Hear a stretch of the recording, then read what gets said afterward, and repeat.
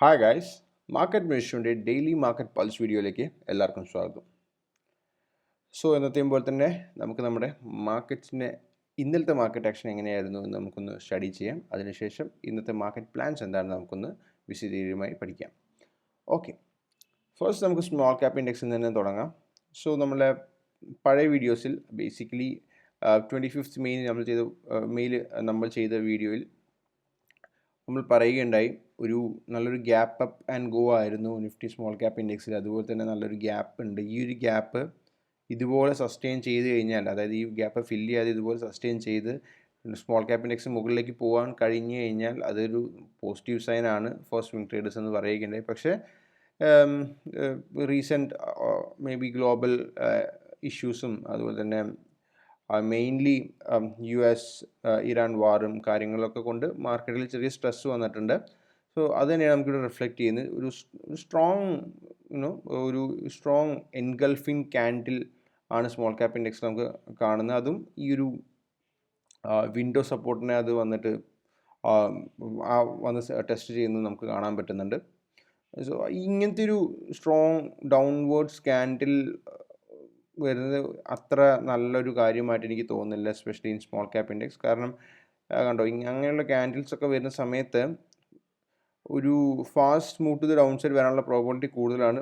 ഇവിടെ ഒരെണ്ണം വന്നിട്ടുണ്ടായിരുന്നു, പക്ഷേ അതിൻ്റെ പിറ്റേ ദിവസം തന്നെ ഫാസ്റ്റ് റിക്കവറി വന്നതുകൊണ്ടാണ് ഒന്നും മാർക്കറ്റിനധികം ഇടിവ് വരായിരുന്നത്. പക്ഷേ ലെറ്റ്സ് ഈ ഒരു ലോയും കൂടെ കട്ട് ചെയ്ത് താഴത്തേക്ക് മാർക്കറ്റ് സസ്റ്റെയിൻ ചെയ്യുകയാണെന്നുണ്ടെങ്കിൽ, അതായത് ഈ ക്യാൻഡിലെ ലോയും കൂടെ കട്ട് ചെയ്തിട്ട് മാർക്കറ്റ് വീണ്ടും താഴത്തേക്ക് സസ്റ്റെയിൻ ചെയ്ത് കഴിഞ്ഞാൽ ഒരു ഫാസ്റ്റ് ഡിക്ലൈൻ തന്നെ മേ ബി നമുക്ക് മാർക്കറ്റിൽ കാണാൻ പറ്റും. കാരണം പറഞ്ഞു കഴിഞ്ഞാൽ നമുക്കിത് പല സ്ഥലങ്ങളിലുമായിട്ട് ഇങ്ങനത്തെ ഒരു ക്യാൻഡിൽ കണ്ടോ. ഇങ്ങനത്തെ ക്യാൻഡിലുകൾ, എൻഗൾഫിങ് സ്ട്രോങ് ക്യാൻഡിൽസ് എപ്പോഴും മാർക്കറ്റിന് മോശമായിട്ട് തന്നെ മാർക്കറ്റിന് മോശമായ റിയാക്ഷൻ ആണ് കൂടുതലും സംഭവിച്ചിരിക്കുന്നത്. ഒബ്വിയസ്ലി ഇത് ഇവിടെ ഒരെണ്ണം വന്നിട്ട് പെട്ടെന്ന് റിക്കവറായി പോയിട്ടുണ്ട്, റൈറ്റ്. പ്രോബബിലിറ്റി വെച്ച് നോക്കുകയാണെങ്കിൽ അത്ര നല്ലൊരു കാര്യമല്ല സ്മോൾ ക്യാപ്പ് ഇൻഡെക്സ് നമ്മളിപ്പോൾ കണ്ടിരിക്കുന്നത്.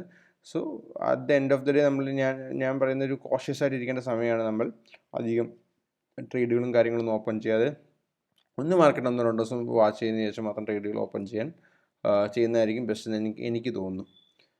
അതുപോലെ തന്നെ നിഫ്റ്റീൻ്റെ പ്രൈസ് ആക്ഷൻ നോക്കുകയാണെങ്കിൽ ഒന്നും പറയാനില്ല. ഒരു സ്ട്രോങ് ബ്രേക്ക് ഡൗൺ തന്നെയാണ് നിഫ്റ്റി തന്നിരിക്കുന്നത്. ഈ ഒരു ട്രെൻഡ് ലൈൻ നമുക്ക് ഇങ്ങനെ വരയ്ക്കാമെങ്കിൽ മേ ബി ഇങ്ങനെയും നമുക്ക് ട്രെൻഡ് ലൈൻ ഇങ്ങനെയും വരയ്ക്കാം. അങ്ങനെയാണെങ്കിൽ ഇതൊരു strong breakdown to the downside എന്ന് നമുക്ക് പറയേണ്ടി വരും. അപ്പോൾ ഇനി ഈ ഒരു ലോസൊക്കെ നിഫ്റ്റി ഇവിടെ ഈ ഒരു ലെവലിൽ നിന്ന് ഈ ഒരു ലോസൊക്കെ നിഫ്റ്റി ടെസ്റ്റ് ചെയ്യുമോ ഇല്ലയോ എന്നാണ് നമുക്ക് ഇനി നോക്കിക്കാണ്ടത്.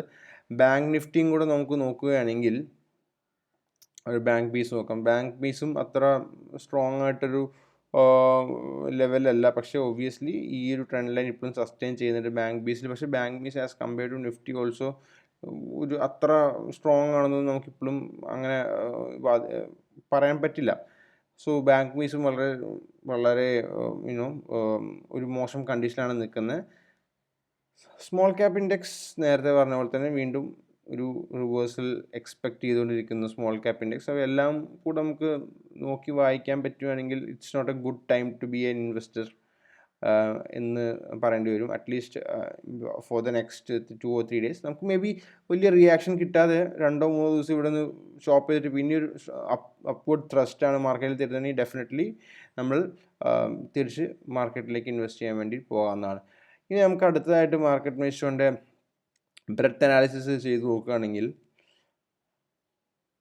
സ്റ്റോക്സ് അബൌട്ട് 20 MA ഒരു ഷാർപ്പ് ഫോൾ ആണ് 27th to 29th വന്നിരിക്കുന്നത്. എത്ര 61% 49% വരുന്നുണ്ട്. അതൊരു മാർക്കറ്റിലൊരു സെല്ലിംഗ് പ്രഷറിനെ നമുക്ക് സൂചിപ്പിക്കുന്നുണ്ട്. അതുപോലെ തന്നെ ഷോർട്ട് ടേം ട്രെൻഡും ഈ പറയുന്ന പോലെ മൂവിങ് ആവറേജ് കട്ട് ചെയ്ത് താഴെ ക്ലോസ് ചെയ്തിട്ടുണ്ട്. ഐഡിയൽ കേസ് സിനാരിയോസ് ഞാൻ നോക്കുന്നത് ഈ ഷോർട്ട് ടേം ട്രെൻഡ് ഈ ഒരു മൂവിങ് ആവറേജിന് മുകളിൽ സസ്റ്റെയിൻ ചെയ്യുന്ന സമയങ്ങളാണ് മാത്രമാണ് ഞാൻ ട്രേഡ് എടുക്കാൻ കൂടുതൽ പ്രിഫർ ചെയ്യുക. പിന്നെ stocks above the 200 period moving average ചെറിയ രീതിയിൽ താഴത്തേക്ക് ഇങ്ങനെ വരുന്നതായിട്ട് നമുക്ക് കാണാൻ പറ്റുന്നുണ്ട്. പിന്നെ നിഫ്റ്റി നിഫ്റ്റിയും ഈ പറയുന്ന പോലെ already lower lows and lower highs create ചെയ്തുകൊണ്ടിരിക്കുകയാണ്. പിന്നെ ഈ ഒരു ലോയും കൂടി കട്ട് ചെയ്ത് കഴിഞ്ഞാൽ മേ ബി ഒരു fast move to the downside നിഫ്റ്റിയിൽ കാണാൻ പറ്റുമെന്ന് നമുക്ക് എനിക്ക് തോന്നുന്നു. 52-week ഹൈ ലോ പെർസെൻറ്റേജ് നോക്കുകയാണെങ്കിൽ ഒരു പോസിറ്റീവായിട്ട് തന്നെയാണ് ഇപ്പം നിൽക്കുന്നത്. അപ്പോൾ ഇതിങ്ങനെ സസ്റ്റെയിൻ ചെയ്യുകയാണെന്നുണ്ടെങ്കിൽ ഡെഫിനറ്റ്ലി ഒരു ചെറിയ പുൾ ബാക്കിന് ശേഷം മാർക്കറ്റ് വീണ്ടും മുകളിലേക്ക് പോകാൻ പറ്റും.